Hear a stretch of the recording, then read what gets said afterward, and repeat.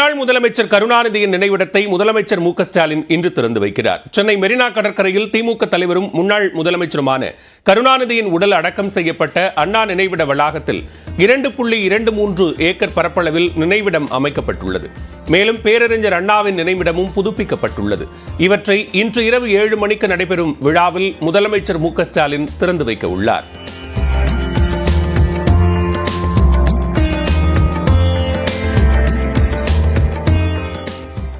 மத்திய பாஜக அரசின் தடைகளை தாண்டி தமிழ்நாடு வளர்வதாக முதலமைச்சர் மு க ஸ்டாலின் தெரிவித்துள்ளார். வியட்நாம் நாட்டைச் சேர்ந்த வின்ஃபாஸ்ட் நிறுவனம் தூத்துக்குடி அருகே உள்ள சில்லா நத்தத்தில் 400 ஏக்கர் பரப்பளவில் 4000 கோடி ரூபாய் முதலீட்டில் எலக்ட்ரிக் கார் உற்பத்தி தொழிற்சாலையை தொடங்க உள்ளது. இதன் மூலம் 3500 பேருக்கு வேலைவாய்ப்பு கிடைக்கும் என்று தெரிவிக்கப்பட்டுள்ளது. இந்த தொழிற்சாலைக்கு முதலமைச்சர் மு க ஸ்டாலின் நேற்று அடிக்கல் நாட்டினார். 2 and 1. Put your hands together, ladies and gentlemen. Can we hear a round of applause? This is a truly momentous and a monumental occasion for VinFast and Tamil Nadu. This is a moment that is going to be spoken about for ages to come.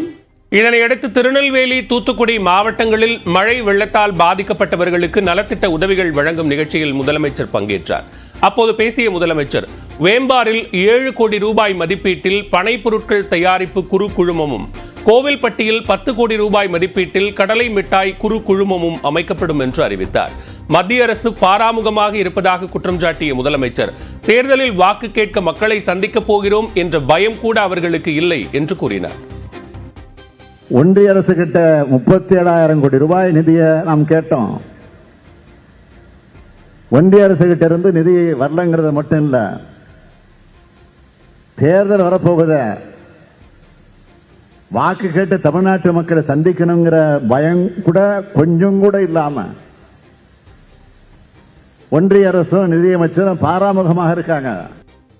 வெள்ள நிவாரணத்திற்கு மத்திய அரசு 1 ரூபாய் கூட வழங்கவில்லை என்று முதலமைச்சர் மு க ஸ்டாலின் கூறிய நிலையில், பேரிடர் ஏற்பட்டவுடன் ஒதுக்கிய நிதி எந்த கணக்கில் வரும் என்று பாஜக எம்எல்ஏ வானதி ஸ்ரீனிவாசன் கேள்வி எழுப்பியுள்ளார். ஒன்றிய அரசு 1 ரூபாய் கூட கொடுக்காத போதும் இது யாரு கொடுத்ததுன்னா இந்த ஸ்டாலின் உங்களுக்காக கொடுத்தது, இந்த அரசு உங்களுக்காக கொடுத்தது. என்ன பாதிப்புக்கு என்ன தமிழகத்திற்கு நிதி கிடைக்குமோ அதை யாராலையும் நிறுத்த முடியாது. அது கட்டாயம் கிடைக்கும். நாங்க 1 பைசா கூட கொடுக்கலன்னா பேரிடர் நிவாரண நிதியிலிருந்து கிடைக்கக்கூடிய அந்த அமௌண்ட உடனடியா மழை வெள்ளத்துக்கு பின்பாக மத்திய அரசு கொடுத்தது. அப்ப அது பைசா கணக்குல சேராதா? சாதுரியம் இருந்தால் சாதித்துக் கொள்ளலாம் அப்படின்னு அவங்க சொன்னது எதுக்காக? மக்கள் தொகை கணக்கெடுப்பின் அடிப்படையில் நாளை தொகுதிகள் வரையறை செய்கின்ற பொழுது இந்த மாநிலத்திற்கு பாதிப்பு வரலாம் இல்லையா என்று கேட்கின்ற பொழுது அவங்க சொன்ன பதில், மனிதவள குறியீடு, மற்ற துறைகளில் இங்கு நடந்திருக்கக்கூடிய முன்னேற்றம், இதை பற்றியெல்லாம் நிதி கமிஷன் முன்பாக எடுத்து கூறி அதற்கு அவர்கள் பரிகாரம் தேடிக்கொள்ளலாம் அப்படிங்கறதுக்காக பயன்படுத்தின வார்த்தை இது.